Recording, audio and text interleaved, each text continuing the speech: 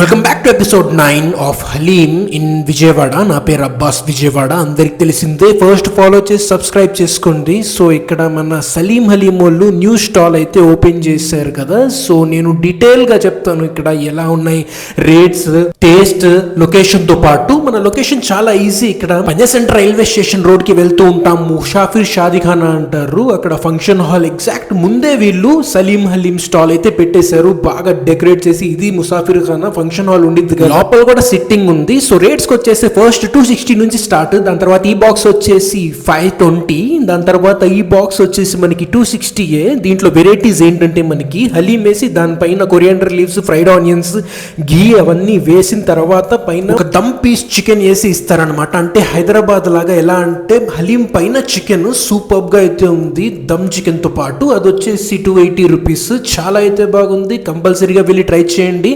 Normal హలీంలో లేదు, but ఇక్కడ మనకి ఏంటంటే ఫ్రైస్ కూడా వేస్తున్నారు. దీంట్లో మనకి రుమాలి రోటీ ఉంది, దమ్ చికెన్ ఉంది, వెరైటీస్ ఆఫ్ చికెన్ ఫ్రైస్ అయితే ఉన్నాయి. దమ్ చికెన్ అయితే సూపర్ గా ఉంది టేస్ట్, గ్రేవీతో పాటు. ఇక్కడ మనకి మటన్ సూప్ కూడా ఉంది.